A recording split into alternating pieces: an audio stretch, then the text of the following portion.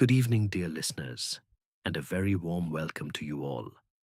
Wherever you're tuning in from tonight, maybe cozied up in bed, listening from your favorite quiet corner at home, or perhaps relaxing somewhere peaceful with the world fading away outside. I'm so glad you've joined me here. Take a slow, deep breath. Let your shoulders drop. Maybe pull the covers up a bit higher and feel the day gently slip away. Let the story begin. Harrington Hall stood as the perfect stage for tragedy. Elegant Art Deco lines gleamed under crystal chandeliers. Every guest played their refined role amid hothouse lilies and the faint scent of Chanel No. 5 mingling with Cuban cigar smoke. Then Lady Eleanor Harrington was found dead in her boudoir, her throat bruised, at the sentimental family locket, containing a miniature of her late husband, missing from her neck. Police saw a simple burglary gone wrong, a thief surprised in the act. But Hercule Poirot saw a performance. Someone in this theatre of wealth played the role of innocent, the role of murderer. The curtain rises. Chapter 1. The stage is set. The grand drawing room of Harrington Hall shimmered like a meticulously dressed stage. Polished mahogany panels reflected the warm glow from the marble fireplace where logs crackled softly. Velvet curtains framed tall windows, and rain pattered gently against the glass panes. The air carried the rich aroma of strong continental coffee, expensive perfume, and fresh, hothouse roses arranged in crystal vases. Lady Eleanor Harrington, a widow of impeccable society standing in the 1930s, he had hosted her annual weekend gathering at the elegant country house. The invited cast included her nephew, Reginald Harrington, charming yet financially strained, her quiet companion, Miss Clara Lang, her old friend, Mrs. Violet Beaumont, known for dramatic flair, the family solicitor, Mr. Arthur Finch, and the young artist, Mr. Julian Reed, who captured portraits in the modern style. Each guest moved with practiced grace across the parquet floor, their silk gowns rustling and leather shoes tapping lightly. The discovery shattered the refined atmosphere at dawn. A maid entered the boudoir and found Lady Eleanor slumped lifeless in her silk-upholstered chaise longue. Dark bruises marked her throat. The sentimental gold locket, holding a miniature portrait of her late husband, was missing from its chain around her neck, while drawers stood slightly open, and a crystal decanter lay tipped on its side, yet only the locket appeared taken. Nothing else of obvious value had vanished. Inspector Japp of Scotland Yard arrived promptly. His rough tweed coat, a stark contrast to the room's Art Deco elegance. He examined the scene while sipping hot coffee. "Looks like a burglary that turned violent," he muttered, noting the chill night air still lingering near the terrace doors. Poirot, summoned urgently by telephone from the solicitor, stepped into the warm drawing room. He adjusted his magnificent moustache with precision and arranged a few silver objects on a side table into perfect symmetry. "Mon ami, this is no ordinary theft. The stage is set with too much care. Observe how the locket, so deeply sentimental, vanishes while lesser valuables remain untouched." The suspects began their initial performances as the household gathered. Reginald Harrington dabbed at his eyes with a crisp linen handkerchief, his shoulders shaking in what appeared to be grief. Miss Clara Lang stood rigid, twisting her soft kid gloves between nervous fingers. Mrs. Violet Beaumont sighed theatrically, her Worth perfume drifting through the air. Mr. Arthur Finch spoke in carefully measured tones, while young Julian Reed fidgeted near the grand piano, distant notes of earlier music still echoing faintly in memory. Poirot tilted his egg-shaped head, his green eyes gleaming with interest. He watched each actor closely as the grandfather clock chimed the hour, its deep tones cutting through the uneasy silence. Her crystal chandeliers tinkled softly whenever someone shifted position. Hercule Poirot sees the theatre unfolding here. The crime scene itself is arranged like an elegant backdrop. But who truly directs this drama, eh? Watch this performance carefully. Is it truth or theatre? The mask slips. Did you catch Reginald's brief glance towards the cold terrace? Ask yourself, why does the nephew avoid looking directly at his aunt's boudoir? Consider the psychology. What role does each person need to play in this refined production of mourning? The tension in the room rose steadily. Someone would surely break character before long. Poirot made a small expressive gesture with his hands. The psychology, it is everything. Lies are performances, some convincing, some not. Truth does not need rehearsal. Le mon ami. Reginald claimed he had retired early to his room and heard nothing unusual. Miss Lang insisted she had checked on Lady Eleanor shortly before midnight and found her alive and reading. Mrs. Beaumont spoke warmly of their long friendship, her voice flowing smoothly. Mr. Finch mentioned details of the will, and Julian Reed admitted he had been painting late in the studio, the faint smell of oil paints still clinging beneath his sandalwood cologne. Poirot smoothed an imaginary wrinkle from his sleeve. This performance, it is most interesting, too perfect in certain places. Truth stumbles naturally. Lies, they flow too smoothly. The comforting warmth of the drawing-room fire contrasted with the chill draught from the terrace, and the dry taste of champagne from the previous evening's toasts still seemed to linger bitterly on the tongue amid the growing suspicion. The entire cast assembled uneasily in the drawing-room. Leather armchairs creaked as people sat or stood. Footsteps echoed softly on the polished parquet.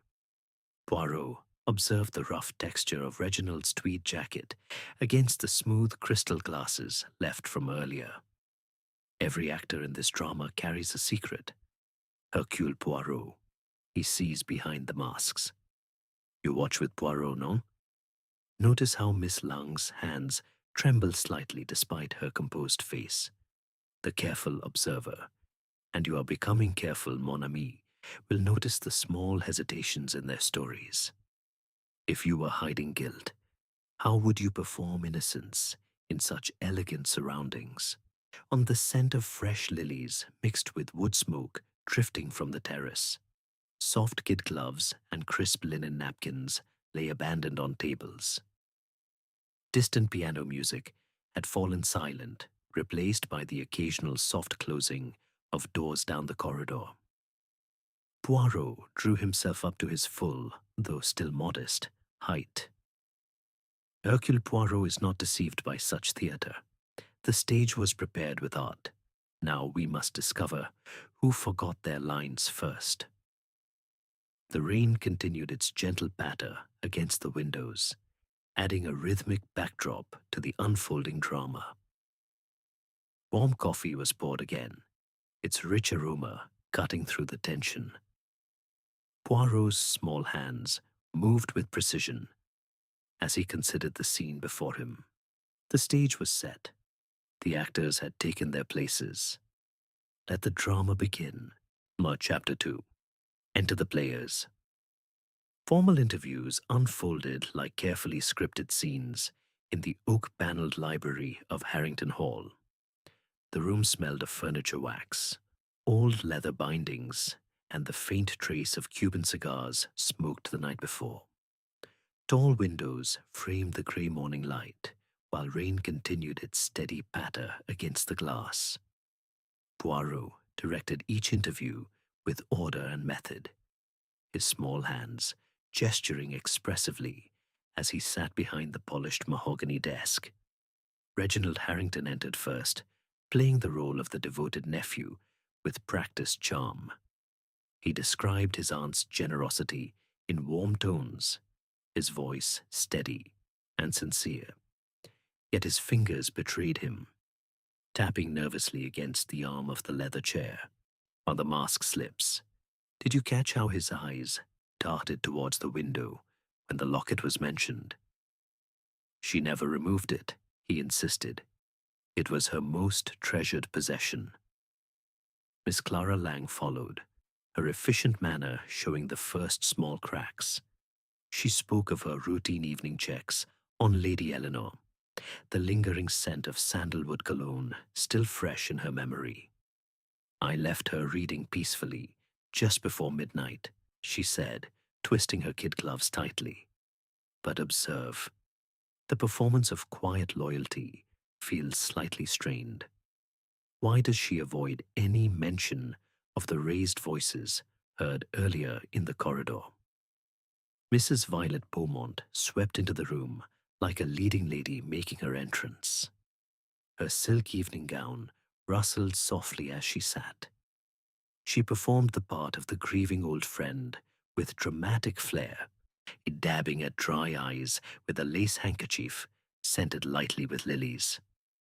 Eleanor and I shared everything over the years, she sighed. Too perfect, too rehearsed. Truth stumbles, lies flow smooth. Mr. Arthur Finch, the family solicitor, offered facts in measured professional tones. He explained that the locket held no real monetary value, only deep sentimental worth. His crisp linen shirt remained impeccable, yet a thin film of sweat appeared on his brow despite the warm drawing-room fire nearby. Young Julian Reed arrived last, his artist's hands still faintly stained despite thorough washing. He spoke tenderly of painting Lady Eleanor's portrait, the locket featuring prominently in the composition. She treasured it more than any jewel, he murmured. Poirot touched his magnificent moustache thoughtfully. You watch, with Poirot, no? You see how this one's hands tremble slightly. Contradictions soon emerged as missed cues in the unfolding play. Reginald claimed he had spent the evening in the billiard room, yet Miss Lang insisted she had glimpsed him walking on the cold terrace. Mrs. Beaumont's account of her movements overlapped poorly with Mr. Finch's precise timeline. Julian Reed mentioned hearing a door close softly around the estimated time of death. Inspector Japp tested the alibis like fragile scripts under pressure. The dry taste of yesterday's champagne still lingered unpleasantly on the tongue, now soured by growing suspicion. Leather bindings creaked as Poirot occasionally shifted a book or paperweight. He arranged several objects on the desk into perfect symmetrical order, the cold marble surface steady beneath his fingers. Now ask yourself, why does she avoid meeting his eyes across the room? Consider the psychology. What role does this person need to play to protect themselves? The tension rises. Someone will break character soon. We approach the final act. Have you identified the true performer yet? Each suspect's role grew clearer with every scene. Reginald performed the grieving air, his rough tweed jacket carrying the faint scent of wood smoke from the terrace brazier.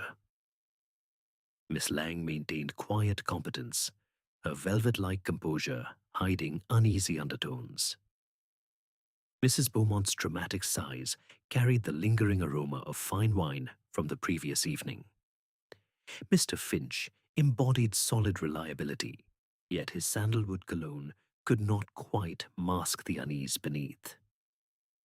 Julian Reed's artistic sensitivity appeared genuine on the surface, but his eyes held a calculating glint. Poirot drew himself up to his full, still modest, height and made an expressive gesture with his small hands. Hercule Poirot is not deceived by such theatre. The grandfather clock in the hall chimed the quarter hour, its sound echoing through the corridors.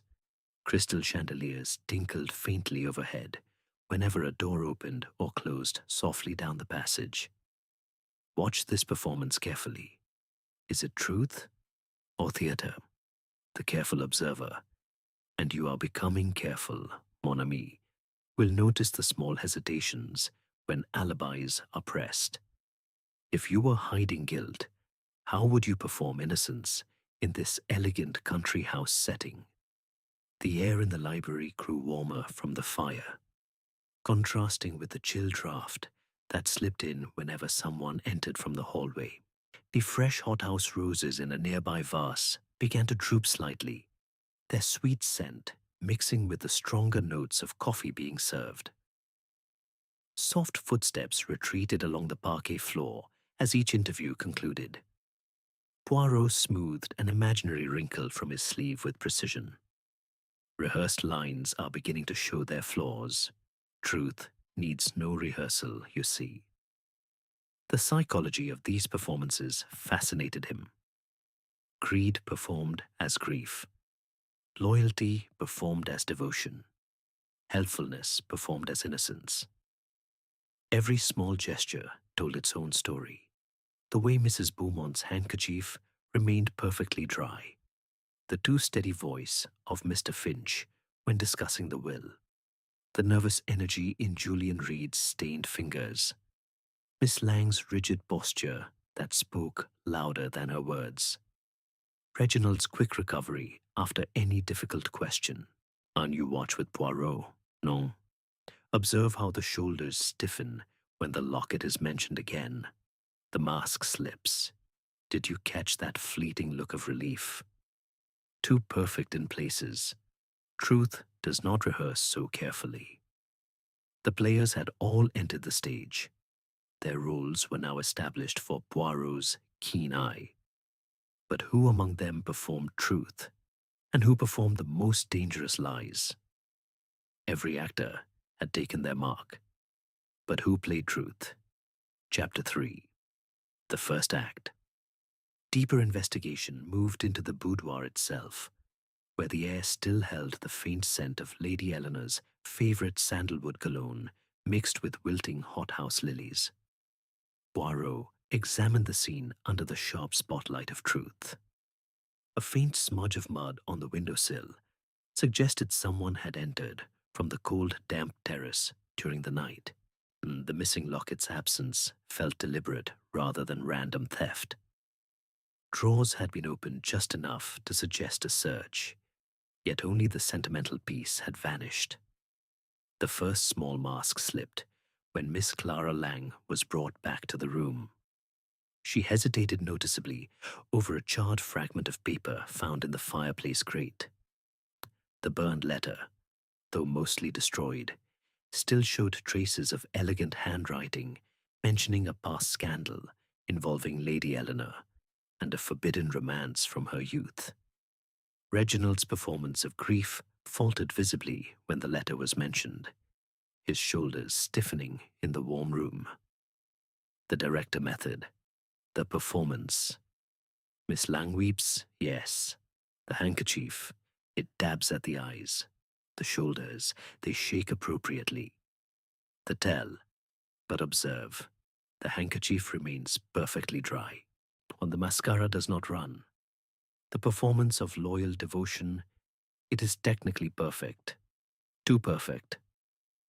The psychology. I am reminded of the Ackroyd affair, where a man performed shocks so convincingly that even I, Hercule Poirot, was momentarily deceived. He had rehearsed in front of mirrors, practiced the widening of the eyes and the dropping of the jaw at exactly the right moment. But he made one fatal error. He reached for his cigarette case with hands that were far too steady. A man truly shocked does not possess such steady hands. The body, it knows the truth even when the face lies most eloquently. This is what the little grey cells understand. The psychology beneath the performance. In that celebrated case, the actor forgot that genuine emotion always disrupts order and method. Here, Miss Lang's voice stayed remarkably steady when she denied any knowledge of the burned letter. Her eyes betrayed a flash of calculation rather than sorrow. She played the devoted companion with great skill, yet the dry eyes and quick recovery revealed she knew far more than she admitted. Much like the Ackroyd deceiver, who hid cold greed behind warm familial duty, she had rehearsed her loyalty for years. Rehearsal creates smoothness, but the little inconsistencies, the absence of real tears, the too swift composure, expose the mask. Humans wear these performances because society demands them. We fear judgment, loss, or exposure of our true feelings. The body, however, cannot sustain the lie indefinitely. Approximately 135 words. The truth. Therefore, this woman knew the contents of that letter long before the murder. Her loyalty is mere costume, a not genuine feeling. You see it now, no? The theatre begins to crumble. Reflection. In this elegant theatre of crime at Harrington Hall, we observe how easily grief can perform as hidden relief. Humans wear masks for many reasons. Society expects us to show sorrow when we may feel release, loyalty when resentment has grown over years of service, devotion when indifference has taken root.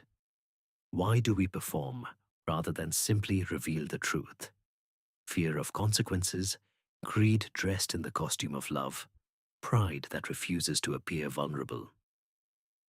The locket, so deeply sentimental, has become the symbol of truths long buried. Its miniature portrait serves as a silent reminder of past performances in Lady Eleanor's own complicated life. I recall another case involving a veiled widow who performed mourning so flawlessly that her new existence seemed untouched by any shadow of the past. She rehearsed her sorrow in private moments, perfecting every sigh and every lowered glance. Yet one small gesture betrayed her, a hand that poured tea with unnatural steadiness when genuine grief would have caused trembling. The body always rebels against sustained deception.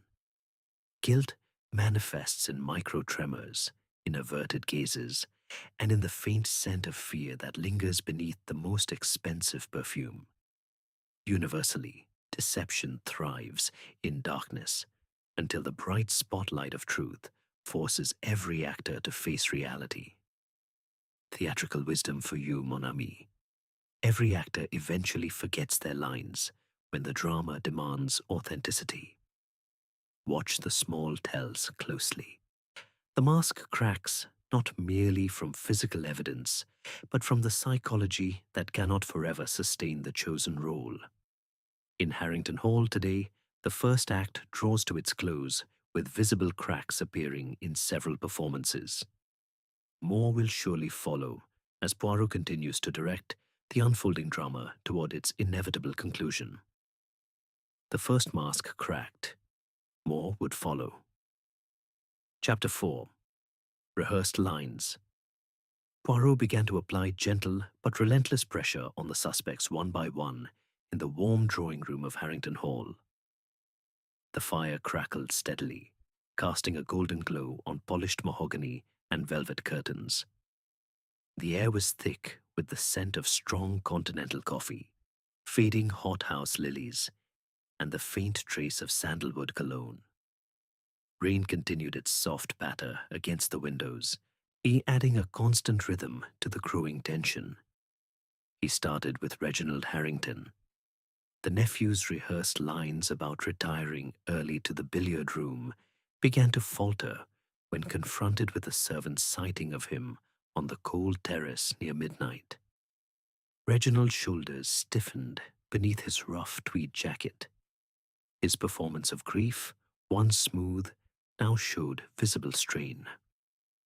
"I only stepped outside for some air," he insisted, but his voice carried a slight tremor that had not been there before. Miss Clara Lang was next. Poirot pressed her gently on the burned letter fragment.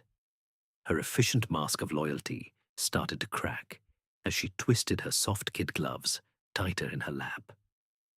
"I know nothing of any scandal," she repeated, yet her eyes avoided Poirot's gaze. The performance became strained. Her composure no longer velvet smooth, but edged with visible anxiety. The scent of her nervousness mixed subtly with the lingering perfume in the room. Mrs. Violet Beaumont's dramatic sighs grew louder and less convincing under questioning. She performed the role of the devoted old friend with increasing effort, her silk gown rustling as she shifted uncomfortably. When asked about her financial pressures and past loans from Lady Eleanor, her handkerchief remained dry despite the theatrical dabbing. "How dare you suggest such things?" she exclaimed, but the outrage sounded rehearsed. Too perfect. Truth does not rehearse.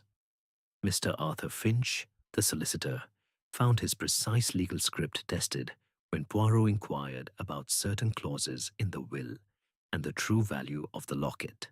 The sweat beaded on his brow in the warm room despite the crisp linen of his shirt. His helpful cooperation began to show small fractures. Young Julian Reed, the artist, fidgeted more noticeably when the portrait and the prominent locket were discussed. His artist's hands, still faintly stained, revealed tension he could not fully hide. Poirot touched his magnificent moustache thoughtfully. Rehearsed lines, they begin to falter under the weight of order and method. He arranged several crystal glasses on the side table into perfect symmetry, the cold surfaces contrasting with the fire's warmth.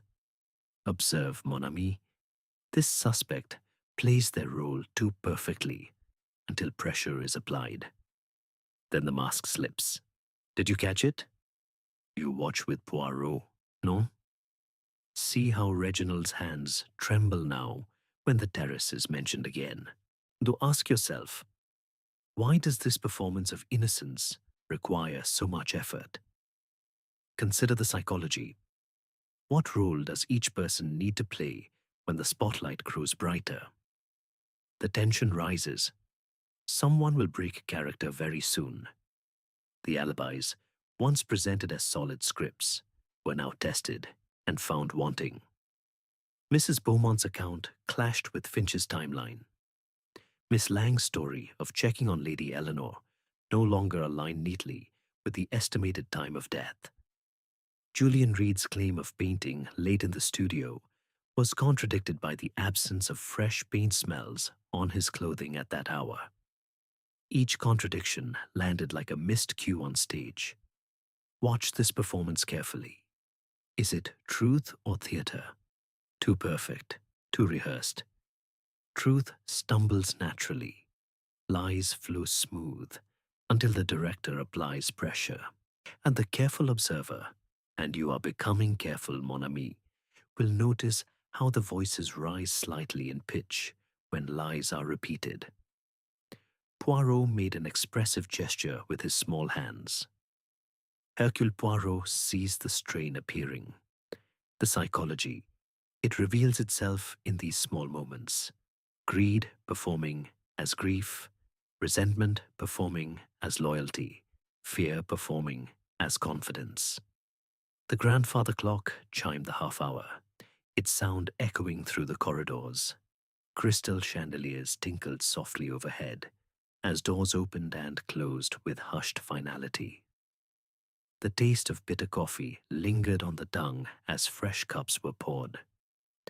Leather armchairs creaked under shifting weight.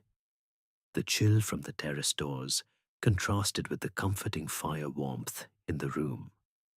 Soft kid gloves and crisp linen napkins lay abandoned on tables, each silent witnesses to the unfolding drama. If you were hiding guilt, how would you perform innocence now, with Poirot directing the scene. We approach the final act. Have you identified which actor is struggling most with their lines? Poirot drew himself up to his full height, still small but commanding. The performances grow strained, alibis tested as scripts are beginning to dare. False performances expose themselves when order and method are applied without mercy. Rehearsed lines began to falter. The script was failing. Chapter 5. The mask slips.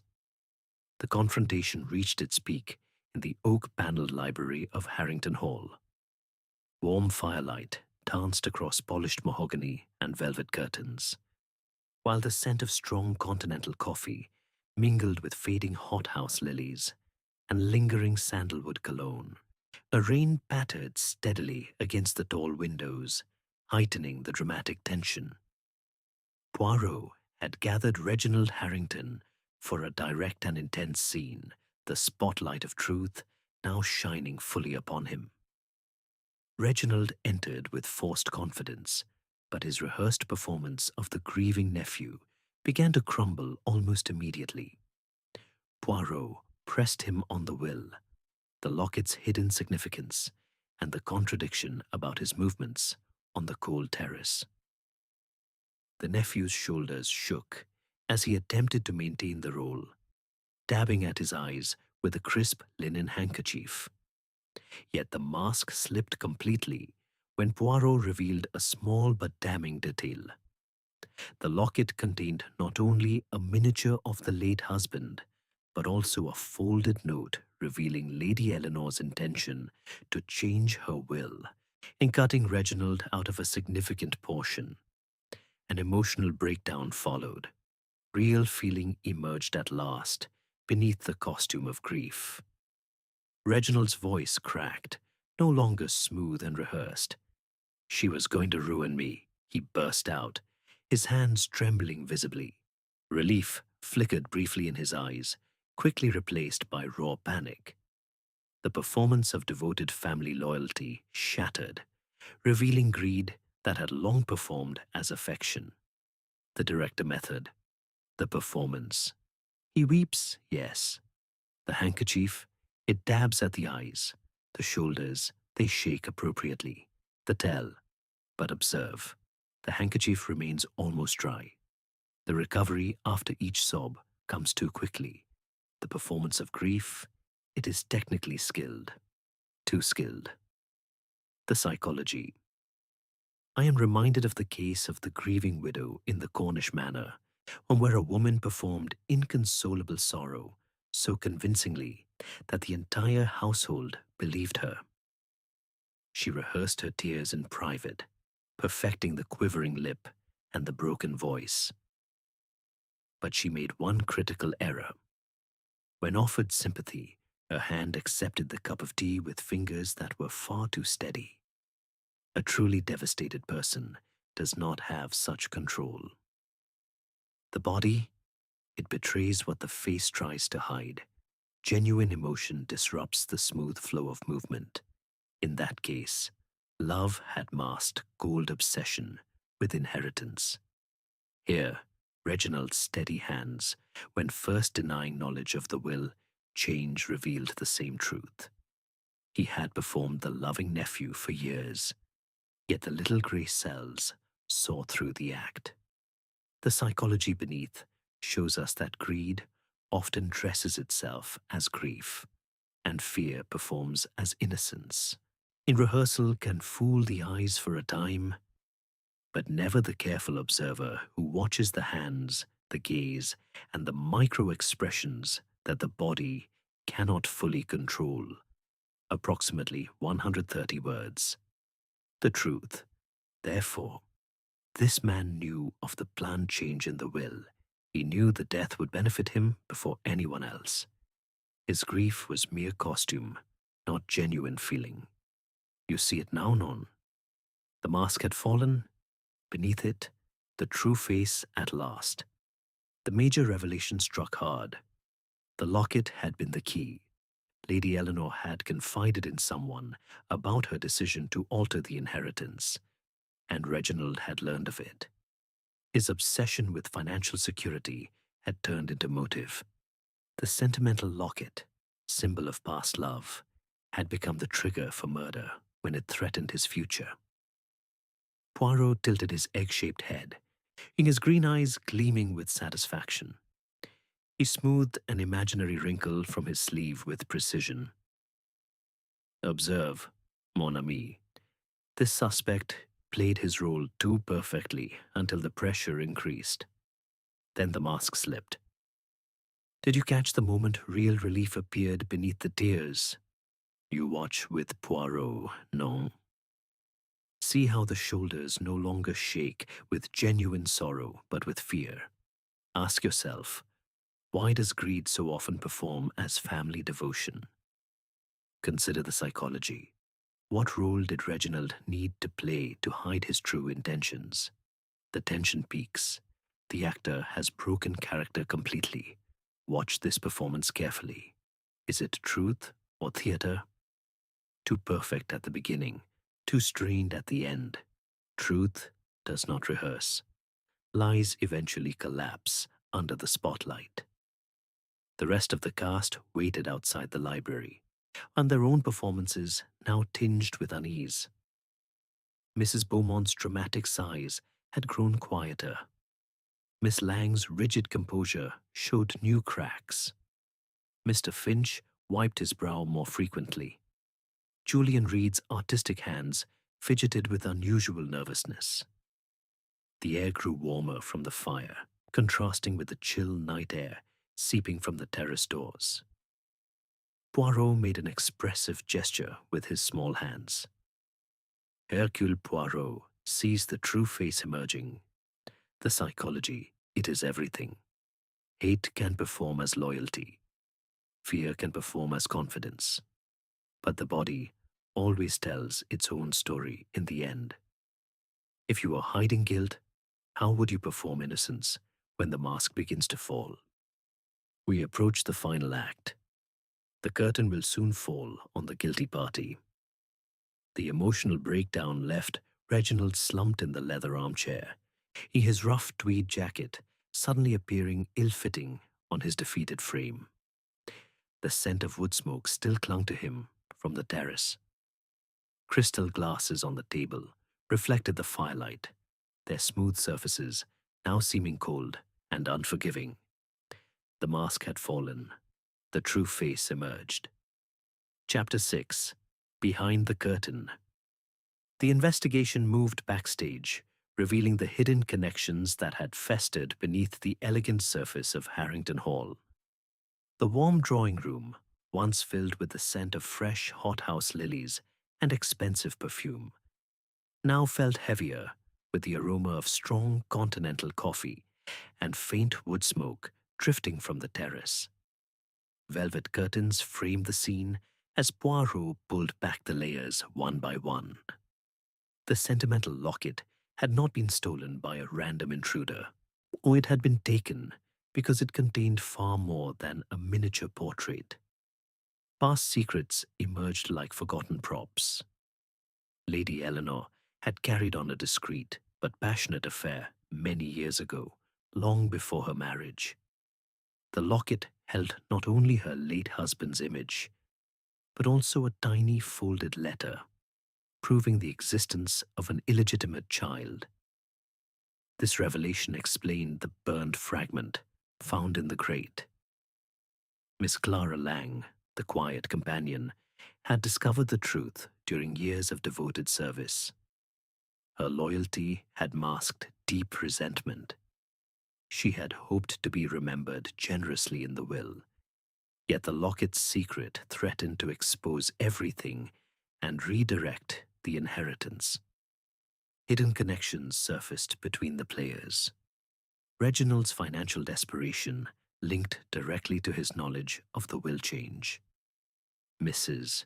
Violet Beaumont had loaned money to Lady Eleanor in the past and expected repayment through influence, not murder. Mr. Arthur Finch, the solicitor, had quietly altered documents under pressure, his professional reliability hiding personal greed. Young Julian Reed, the artist, had painted the portrait with more than artistic interest. He had been the one commissioned to create a duplicate locket, hoping to sell the original on the black market. Their backstage relationships formed a web of obsession, resentment, and quiet hate.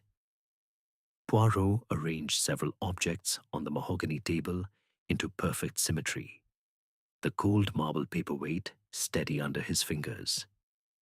He touched his magnificent moustache thoughtfully. Behind the curtain, the true roles are revealed.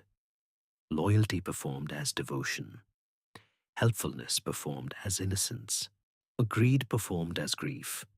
Reflection. In this theater of crime, we see how motives hide behind polished performances. Humans wear masks to survive society's demands. Resentment dresses as loyalty after years of unnoticed service. Obsession performs as artistic admiration, and fear appears as calm confidence. Why do people choose performance over truth? Pride refuses vulnerability. Greed fears exposure. Love twists into possession. The locket, so sentimental on the surface, became the explosive symbol of past sins intruding on the present. Its disappearance was never about theft. It was about silencing a secret that could destroy carefully constructed lives. I recall the case of the Silver Veil, where a respectable banker performed perfect marital harmony while hiding a double life. He rehearsed his affectionate gestures at home, smiling warmly for guests and kissing his wife's hand with apparent tenderness. Yet one small tell betrayed him. When his devoted wife entered the room unexpectedly, his hand reached for the newspaper with fingers that trembled slightly. A truly loving husband does not flinch at the sight of his partner. The body knows. In that affair, the banker's calm masked terror of discovery. His wife's indifference performed as trust. Much like here at Harrington Hall, the backstage relationships revealed obsession disguised as friendship and resentment disguised as service. The psychology beneath shows that hidden motives always leave traces: the averted gaze, the too steady voice, the faint scent of fear beneath expensive cologne. Rehearsal works until the curtain is pulled back. Then truth demands its bow, approximately 145 words. Universally, secrets fuel the most convincing performances until the weight becomes unbearable. Deception thrives in shadows, but the spotlight of truth eventually forces every actor to confront the role they have chosen. Theatrical wisdom for you, mon ami. Look behind every curtain. Motives wait there, patient and dangerous. The elegant stage of society is built on these hidden connections. When one thread pulls, the entire backdrop trembles. In this drama, the backstage has shown us the real faces. The performances that once seemed flawless now appear strained and hollow. Poirot made an expressive gesture with his small hands. Every relationship has its secret compartment. Every secret carries a motive strong enough to kill. The grandfather clock chimed softly in the distance, its tones mixing with the rustle of silk and the soft closing of distant doors. Crystal chandeliers tinkled overhead as the cast moved uneasily through the corridors. You watch with Poirot, no? Observe how the connections between these actors run deeper than friendship or blood. Ask yourself, what role did each person truly need to protect? The tension builds toward the final act. Have you begun to see the full picture behind the masks? The chill night air from the terrace contrasted with the comforting fire warmth in the room. Fresh coffee was poured, its rich taste cutting through the bitterness of revealed truths. Soft kid gloves lay forgotten on a chair, their texture now seeming insignificant against the weight of human motives. Miss Lang's quiet efficiency had hidden years of silent hate. Reginald's charm had masked desperate greed. Mrs. Beaumont's dramatic flair covered financial panic. Finch's reliability concealed complicity. Julian Reed's artistic soul performed admiration while planning theft. The locket had been the thread that threatened to unravel them all. Watch this performance carefully. Is it truth or theater? Behind every elegant smile, a secret waited. Behind every secret, a motive strong enough for murder. Behind every curtain, a secret. Every secret, a motive. Chapter 7. The Final Act. The cast was assembled in the grand drawing room of Harrington Hall. Crystal chandeliers cast a warm, glittering light over polished mahogany and velvet curtains. The fire crackled softly, filling the air with the scent of wood smoke mixed with fading hothouse lilies and strong continental coffee. It rain pattered against the tall windows, providing a dramatic backdrop. Every suspect sat or stood in their assigned place, faces pale under the spotlight of truth. Poirot stood before them like a director addressing his troupe on opening night. He drew himself up to his full modest height, adjusted his magnificent moustache with precision, and made an expressive gesture with his small hands. His green eyes gleamed with satisfaction as he surveyed the players one final time. Mesdames et messieurs, you have each performed for Poirot. Some truthfully, some not.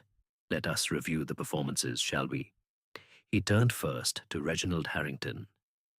Reginald, you played the grieving nephew with such feeling. The shoulders shook.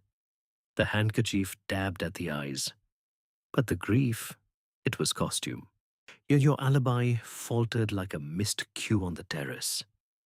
You knew your aunt planned to change the will and cut you out. The locket held proof of that intention. Greed performed as family devotion, but the body betrayed you with steady hands when shock should have trembled. Next, Poirot addressed Miss Clara Lang. Miss Lang, you performed the loyal companion so efficiently, years of quiet service. But loyalty does not burn incriminating letters in fireplaces.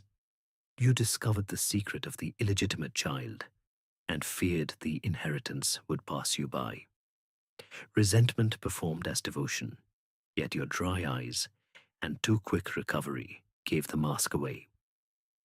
He moved to Mrs. Violet Beaumont.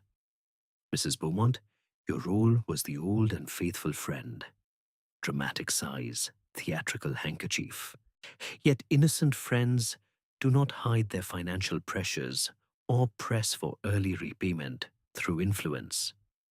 Your performance of grief was loud, but the moisture never reached the eyes. Poirot turned to Mr. Arthur Finch. Mr. Finch, you played the reliable solicitor with precision, crisp linen, measured tones. But reliable men do not quietly alter documents under pressure or ignore irregularities in the will. Helpfulness masked complicity. Finally, he addressed young Julian Reed. Mr. Reed, you performed the sensitive artist, painting the portrait with apparent tenderness. But innocent bystanders do not create duplicate lockets for the black market. Your admiration masked a plan to steal and sell the original. Poirot paused, letting the silence build. The grandfather clock chimed the hour, its sound echoing through the tense room. The crystal chandeliers tinkled softly as someone shifted in their seat. The warm fire contrasted with the chill draft from the terrace doors. And so we come to our leading performer. He stepped forward, his voice rising with theatrical authority. Miss Clara Lang, you gave the most convincing performance of all. the efficient companion, the quiet loyalty, the helpful cooperation after the discovery.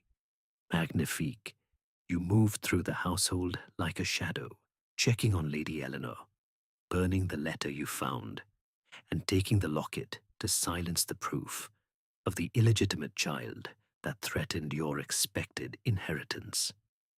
You even staged the minor disarray to suggest a burglary.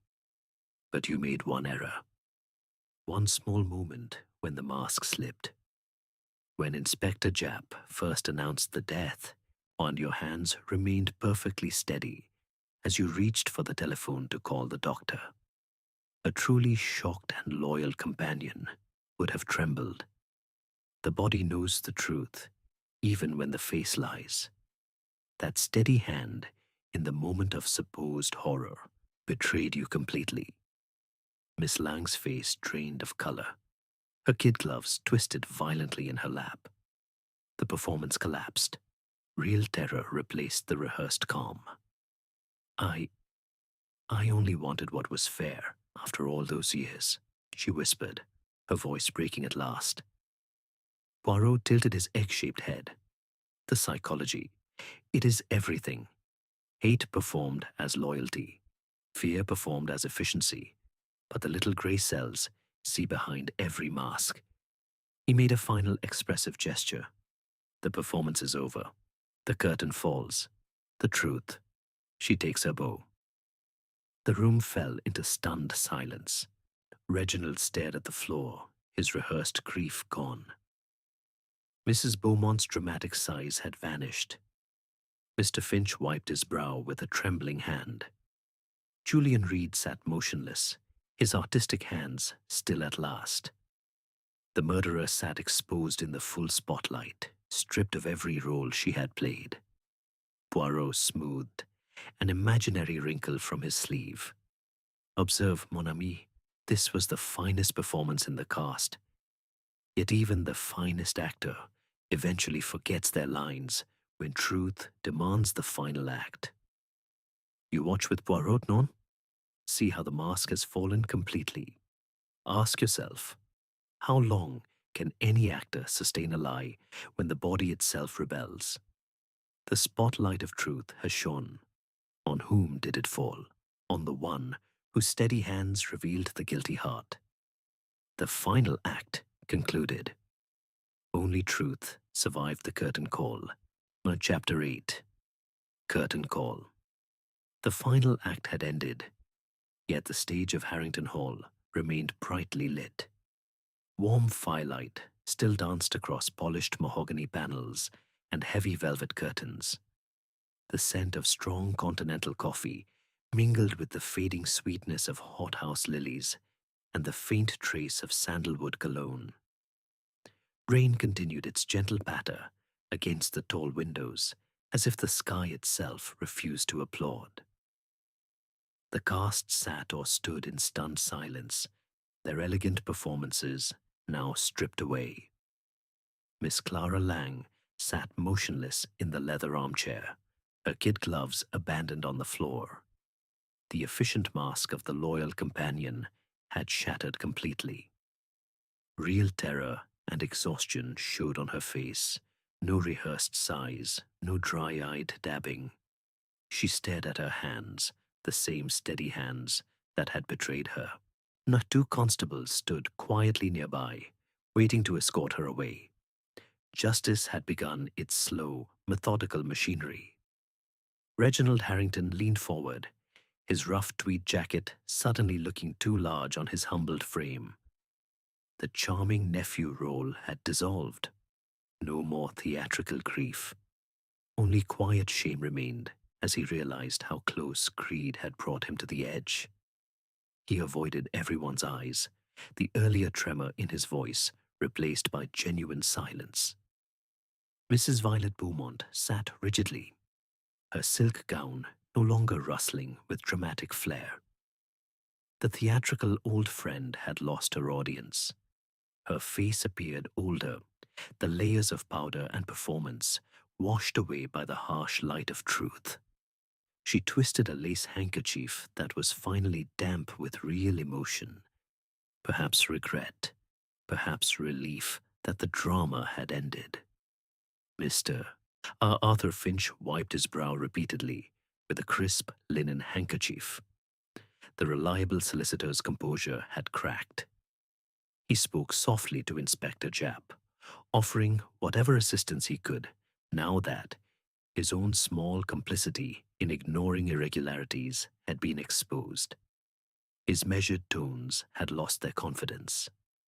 The scent of his cologne seemed weaker, overpowered by the honest smell of nervous sweat. Young Julian Reed sat near the grand piano, his artist's hands resting still in his lap. The sensitive painter role had been revealed as partly selfish. He looked at Poirot with a mixture of respect and unease. The duplicate Locket plan would bring consequences, yet he seemed almost grateful that the greater crime had been uncovered before he sank deeper. Poirot moved among them like a director after the final curtain. He touched his magnificent moustache thoughtfully and arranged a few crystal glasses on the side table into perfect symmetry. The cold marble surfaces reflected the fire's warm glow. "The curtain call has come," he said quietly. "No applause for this performance, only justice. You watch with Poirot. No. Observe how each actor now stands without their masks. Reginald's shoulders no longer shake with false grief. Miss Lang's hands tremble for the first time with real feeling. Ask yourself, what happens when the theater ends and real life begins? Consider the psychology. Stripped of their roles, people often discover who they truly are." The grandfather clock chimed softly in the hall, its deep tones marking the passage from drama to consequence. Crystal chandeliers tinkled faintly as constables moved with quiet efficiency. Footsteps echoed on the parquet floor, some hesitant, some resigned. The warm drawing room, once a stage for elegant lies, now felt strangely peaceful. Inspector Japp placed a hand on Poirot's shoulder. "Well, Poirot, you've done it again." The steady hand, that was the key. Poirot gave a small nod. "Mais oui, the body does not lie, even when the face performs perfectly." Miss Lang was helped to her feet. She looked smaller now, the efficient companion reduced to a woman facing the reality of her actions. No dramatic protests remained, only quiet acceptance and the bitter taste of consequences. The chill night air from the terrace doors brushed against warmer indoor temperatures as the doors opened briefly for her departure. Watch this moment carefully. Is it truth or theater? The performances have ended. Real faces emerge at last. In the careful observer, and you are becoming careful, mon ami, will notice how relief mixes with shame in the room. If you were one of these actors, how would you face the curtain call? Reginald approached Poirot hesitantly. I never intended for any of this," he murmured. His voice carried no rehearsal. Poirot tilted his egg-shaped head.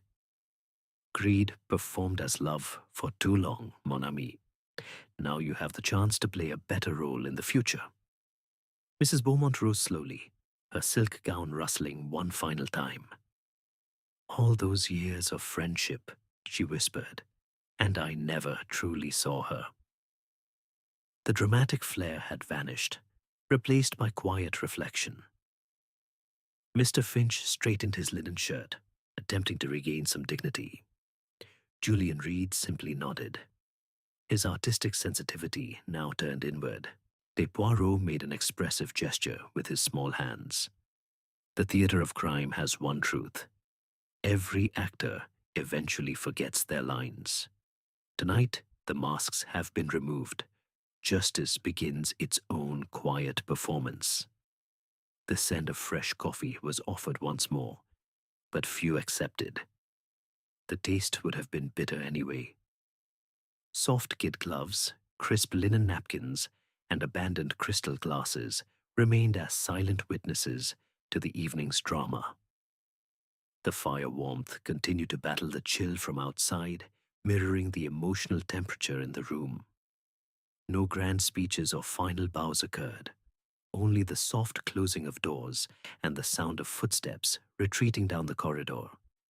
The elegant Art Deco setting, once perfect for deception, now stood ready for a different future, cleaner, quieter, and honest. The curtain call came. No applause, only justice. Chapter 9. After the show, morning light filtered through the tall windows of Harrington Hall, softening the grand drawing room that had served as the dramatic stage the night before. Polished mahogany panels glowed gently under the pale sun, while velvet curtains were drawn back to let in fresh air. The scent of strong continental coffee rose from a silver pot on the sideboard, mingling with the last faint traces of hothouse lilies now wilting in their crystal vases. The rain had finally stopped, leaving only the clean smell of damp earth drifting from the terrace. The theatre had emptied, yet its lessons lingered in the transformed faces of those who remained. Miss Clara Lang had been taken away at first light. Her efficient mask was gone forever, replaced by the plain, see you unadorned face of a woman facing long years of consequence. No more rehearsed loyalty or quiet competence, only regret and the heavy weight of a murder committed for a promised inheritance that would never come. Reginald Harrington stood by the fireplace, his rough tweed jacket hanging loosely on his frame.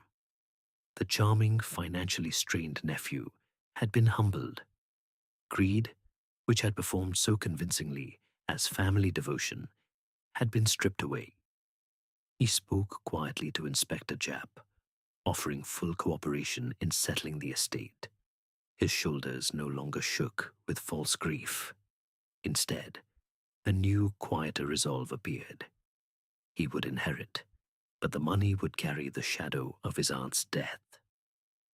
This realization had already begun to change him from a performer into a man determined to live more honestly. Mrs. Violet Beaumont sat near the window, her silk gown replaced by simpler day clothes.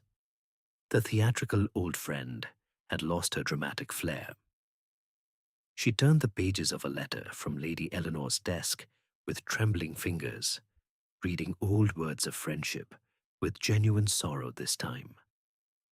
The dry-eyed sighs of the previous evening had given way to real tears.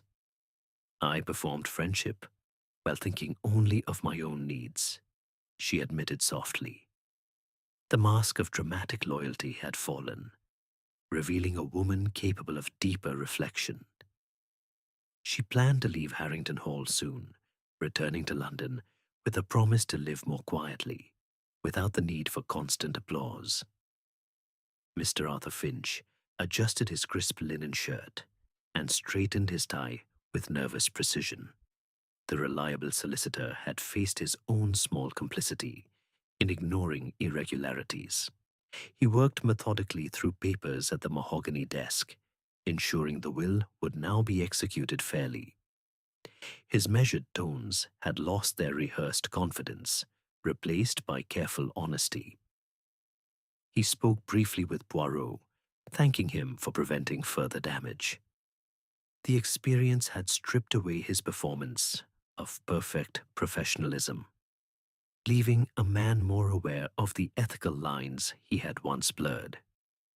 Young Julian Reed stood on the terrace, breathing the chill morning air. His artist's hands, still faintly stained, held a sketchbook. The sensitive painter role had been exposed as partly self-serving, yet the shock of the murder had awakened something genuine in him. He had already destroyed the plans for the duplicate locket. I painted her with admiration, but I was also painting my own greed, he told Poirot earlier. Now he sketched the gardens with fresh eyes, his work shifting from clever imitation to something more honest. He planned to return to London and seek commissions based on truth rather than hidden motives. Poirot moved through the room like a director watching the stage being cleared after the final performance. He smoothed an imaginary wrinkle from his sleeve and arranged a few objects on the table into perfect symmetry. The cold marble paperweight felt steady under his small hands. Transformations, they are interesting, no? He murmured. The theatre empties, but the actors carry the lessons with them. You watch with Poirot, no? Observe how each person has begun to shed their old roles. Reginald no longer performs grief. Mrs. Beaumont's sighs are real at last. Ask yourself, what new role will each choose now that the masks are gone? Consider the psychology. When the spotlight fades, people often discover who they truly are beneath the performance. The grandfather clock chimed softly in the hall, its sound no longer marking tension, but the steady passage of time. Crystal chandeliers hung still, their tinkling silenced. Footsteps on the parquet floor sounded lighter now, no longer heavy with suspicion. The warm drawing room felt peaceful, the earlier fire warmth replaced by gentle morning sunlight. Watch this quiet scene carefully. Is it truth or theatre? The performances have ended. Real faces and real futures emerge. The careful observer, and you are becoming careful, mon ami, will notice the small signs of change. A steadier gaze, a gentler voice, a willingness to face consequences. If you were one of these characters, how would the curtain call change your next act? We have seen greed, resentment, and fear lose their costumes. Now honesty and reflection begin their own quiet performance. Poirot tilted his egg-shaped head, his green eyes gleaming with quiet satisfaction. The stage returns to its original purpose, a home, not a battlefield of lies. He touched his magnificent moustache thoughtfully. The scent of fresh coffee filled the air as cups were passed around. The taste was rich and comforting, free from the bitterness of suspicion. Reginald approached Poirot once more. "Thank you," he said simply. No rehearsed words, only genuine gratitude. Mrs. Beaumont nodded from her chair, her eyes clearer. Mr. Finch closed his folder with a soft click. Julian Reed returned from the terrace, his sketchbook under his arm, offering a small, honest smile. The elegant Art Deco setting, once perfect for deception and murder, now stood ready for new beginnings. The locket itself had been recovered from Miss Lang's room, its sentimental miniature and hidden letter restored as evidence, soon to be placed with Lady Eleanor's other cherished possessions. The theatre emptied. The lessons remained. Chapter 10. Poirot reviews the performance. Hercule Poirot sat comfortably in his London apartment, the late afternoon light filtering softly through the curtains. A steaming cup of tisane rested on the small table beside him, its herbal aroma mingling with the rich scent of freshly brewed continental coffee. The room felt peaceful after the dramatic events at Harrington Hall. Polished mahogany furniture gleamed under the gentle glow of a lamp, and a few fresh lilies stood in a crystal vase, their sweet fragrance subtle and calming. And outside, the distant sounds of the city were muffled, replaced by the soft ticking of a grandfather clock in the corner. News of the character's fates had reached him that morning. Miss Clara Lang faced justice, her efficient mask forever discarded in a prison cell. Reginald Harrington had begun settling the estate with unexpected humility, his greed transformed into a quieter sense of responsibility. Mrs. Violet Beaumont had returned to London, living more modestly, without her theatrical flair. Mr. Arthur Finch continued his legal work with greater ethical care. Young Julian Reed had resumed painting, his portraits now carrying a deeper honesty. The theatre had emptied, but the lessons lingered. Poirot touched his magnificent moustache thoughtfully and arranged a few objects on the table into perfect symmetry. He leaned back, in his green eyes gleaming with quiet satisfaction. "The performance is over," he murmured. "Now Poirot reviews it with the little grey cells. Why do people perform rather than reveal the truth? Society demands masks. We wear grief to hide relief at an inheritance. We perform loyalty to mask years of quiet resentment. We dress fear as confidence and greed as family devotion. The elegant world of Harrington Hall was built on these performances. Lady Eleanor herself had worn the mask of the perfect widow while hiding the secret of an illegitimate child. The locket, so sentimental, became the dangerous symbol that threatened to tear down every carefully constructed role. Humans wear these masks because vulnerability terrifies us. Pride refuses to appear weak. Greed fears exposure. Love twists into obsession and performs as indifference. And yet the body always rebels. Guilt manifests in small tells. The dry handkerchief when tears are expected. The too steady hand when shock should tremble. The averted gaze when honesty is claimed. The psychology beneath the performance is everything.